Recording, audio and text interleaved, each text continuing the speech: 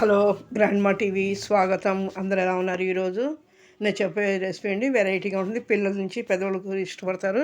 ఇది కందతో ఫ్రై అండి. నేను ఒక అరకిలో కంద మొత్తం చెక్కు తీసేసి శుభ్రంగా కడగాలండి. ఎందుకంటే ఇది దురద ఉంటుంది కాబట్టి ముందుగా చెక్కు తీసుకుని తర్వాత కడుక్కోండి. ఎందుకంటే ముందు కడిగేసి చెక్కు తీసి ఆ మట్టి అంతా చేసినట్టు ఉంటుంది. అందుకని ముందు చెక్కు తీసి కడిగి దాన్ని నీళ్ళలో వేసి ఉంచుకోవాలి. తర్వాత దాన్ని ఇలాగా మనం తురుముకోవాలండి. ఇది నేను తడేది పిలుస్తుందని చెప్పి కాగితం మీద తురిమాను. మామూలుగా అయినా తురుముకోవచ్చు.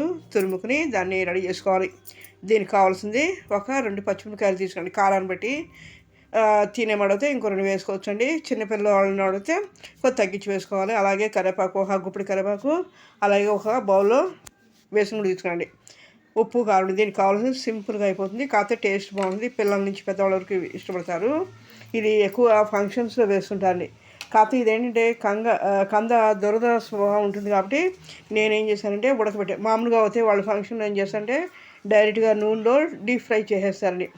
అది తర్వాత తెలియదు కదా, వండిన తర్వాత అది దురద ఉంటే కనుక తిన్న నోరంతా దురదకి ఇది ఇబ్బంది పడతారు. అందుకని చెప్పి నేనేం చేశానంటే నీళ్ళు ఎసరు పెట్టి అవి మరుగుతుండగా దాంట్లో కొద్దిగా ఉప్పు, పసుపు వేసి దాన్ని ఉడకనిచ్చానండి. ఒక 2 పొంగులు పొంగనిచ్చి తర్వాత స్టైన్లో వేసి వడగొట్టేసి దాన్ని శుభ్రంగా గట్టిగా పిండేసి ఒక ప్లేట్లో తీసుకోవాలి. ఇలా తీసుకుని దాన్ని రెడీగా ఉంచుకొని మనం ఒక బాండి పెట్టుకుని దాంట్లో ఈ వేసిన గుళ్ళు కొద్దిగా ఆయిల్ వేసుకుని వేసిన గుళ్ళు వేయించుకోవాలి.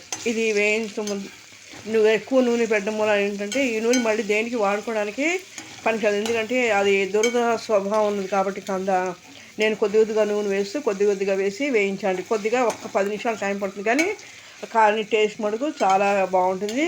పిల్లలు చాలా ఇష్టపడతారు. ఎందుకంటే ఫంక్షన్స్ వేస్తారు కదా, మనం ఇంట్లో చేసుకున్న పడితే ఇలా చేసుకోవాలండి. ఎందుకంటే ఫంక్షన్స్లో పెద్ద ఫంక్షన్లో నూనె బాగా ఎక్కువ పెట్టి వేయించేస్తారు. ఆ నూనె ఇంకా దేనికి కూడా ఉపయోగపడడానికి బాగుండదు. ఎందుకంటే దురద ఉంటుంది కాబట్టి చెప్పలేము. ఒక్కొక్కసారి కంద దురద ఉంటుంది, లేకపోవచ్చు. అది నేను ఇలా చేశానండి. ఈ వేసుకుని కూడా అన్నీ వేయించుకుని ఒక బౌల్లో తీసుకుని ఆ నూనెలోనే కొద్దిగా వేసుకుని ఇలా కంద వేయించి రెడీ చేసుకోండి. మొత్తం అన్నీ రెడీ చేసుకుని ఒక ప్లేట్ తీసుకుని చివరిగా దాంట్లోనే మనం రెడీ చేసిన కరివేపాకు, అదే పచ్చిమిరపకాయలు వేసి బాగా వేయించుకోవాలి. అప్పుడు దానికి రుచికి సరిపడా ఉప్పు ముందు వేసాం కాబట్టి కొద్దిగా ఉప్పు, సరిపడా ఉప్పు, అలాగే కారం వేసుకుని వేయించుకోండి. నేను పిల్లలు కూడా తింటారని చెప్పి వేసిన గుళ్ళు కాకుండా జీడిపప్పు కూడా వేసండి. ఇది టేస్ట్ చాలా బాగుంటుంది. చాలా లైక్ చేస్తారు. మీరు కూడా ఒకసారి ట్రై చేయండి. ఎలా ఉందని కామెంట్ చేయండి, షేర్ చేయండి, సబ్స్క్రైబ్ చేయండి. మీరు వ్యూస్ చూస్తున్నారు కానీ సబ్స్క్రైబ్ చేయడం మర్చిపోతున్నారు. ఇది సబ్స్క్రైబ్ చేయడం వల్ల మరిన్ని మంచి వీడియోస్ పెట్టడానికి అవకాశం ఉంది.